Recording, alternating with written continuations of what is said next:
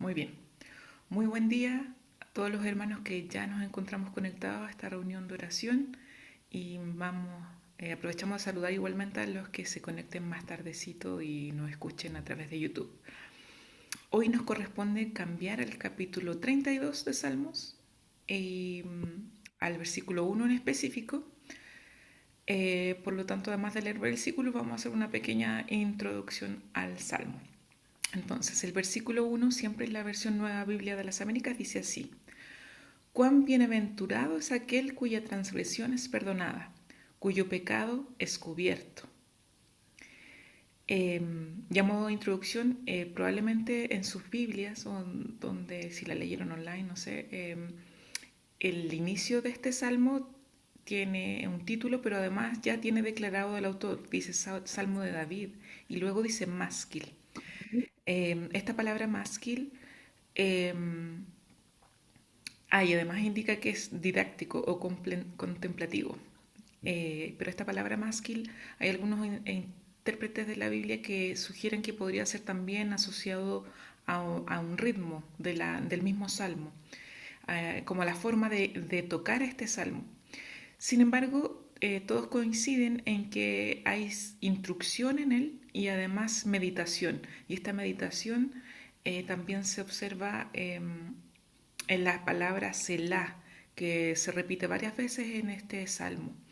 Y no voy a ahondar más allá en el significado de Selah. Probablemente el pastor se acuerdan que ya nos mandó un texto a propósito de eso. Pero es interesante ver que este salmo es como que pausar en ciertos momentos para que uno medite en lo que está cantando. Ese es el motivo de estas pausas, que uno tenga este tiempo para meditar en lo que cantó, por así decirlo. A modo de resumen muy general de este salmo, se contrasta todas las consecuencias amargas del pecado en el ser humano respecto y contrastándolo obviamente, poniéndolo en oposición con la alegría y la salud que trae el perdón divino. Igualmente conecta la narrativa bíblica de la redención que podemos encontrar tanto en el Nuevo Testamento ya muy explicado, pero que lo conecta ahora con el Antiguo Testamento en los Salmos y que obviamente nosotros lo culminamos y lo asociamos muy bien con la obra del Señor Jesucristo. Además nos invita como creyentes a buscar esta buena relación con Dios, una relación correcta con Dios y experimentar el perdón de Dios. O sea, ya no es simplemente vivir bajo una actitud punitiva simplemente o de contrición por el pecado, sino también a un gozo. De hecho, Pablo cita este salmo para argumentar sobre la justificación por la fe en Romanos 4. Y ahora yendo ya más en detalle al versículo 1, el versículo 1 dice: Bienaventurado aquel cuya transgresión es perdonada, cuyo pecado es cubierto. En otras palabras, feliz el que es perdonado. Y lo que sabemos de esto y podemos rápidamente tomar es que es Dios quien el perdona, ¿no? Aquí obviamente el autor no lo dice, pero el que es perdonado por Dios. Y justamente nosotros como creyentes, al igual que David, cometemos pecados, estamos expuestos y David lo vivió en su propia vida y más adelante él detalla consecuencias de esto, pero lo cierto es que nosotros pecamos y, y todos lo hacemos, pero la felicidad que encontramos en el perdón de Dios es lo que se describe aquí y cómo podemos obtener este perdón, que es a través del arrepentimiento y la búsqueda de Dios. Y sobre todo creo que es importante recordar, justamente como Pablo también lo conecta, esto no es a través de nada bueno en nosotros, sino es a través de la obra de Jesucristo. Y como también dice Juan, Dios no envió al Hijo, a su Hijo al mundo para condenar al mundo, sino que para que el mundo fuese salvo por él. Nosotros tenemos acceso a Dios y a su perdón y a una correcta relación con Dios a través de su Hijo Jesucristo, quien, como dice la segunda parte, cubre nuestros pecados. Dice, cuyo pecado es cubierto. No hay forma de cubrir nuestro pecado si no es a través de la obra de Jesucristo.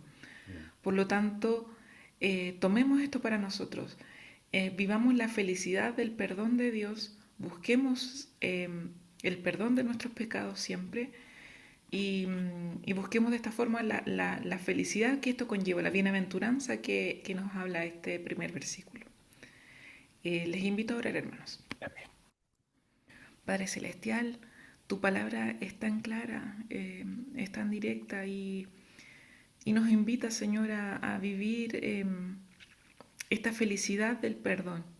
Señor, tú no quieres que seamos simplemente y que vivamos, Señor, las consecuencias de nuestro pecado, porque eso es lo que somos pecadores, Señor, y te pedimos perdón por cada uno de nuestros errores, cada uno de nuestros pecados intencionales a veces, Señor. Te pedimos perdón por nuestros malos pensamientos. Señor, te pedimos perdón por todo lo que no hacemos también. Eh, Señor, muchas veces vivimos como si no fuésemos eh, hijos tuyos y te pedimos perdón por eso. Y tu palabra, Señor, nos muestra que cuando te buscamos, al igual como David lo hizo y lo relata en los Salmos, Señor, podemos encontrar la felicidad de una correcta relación contigo en paz y perdonados por la obra de tu Hijo Jesús. Gracias, Señor, por tu obra perfecta, por estos planes perfectos que tuviste desde el principio, antes de que el mundo fuese, para rescatarnos, para hacernos tus hijos y para vivir una vida feliz en relación contigo.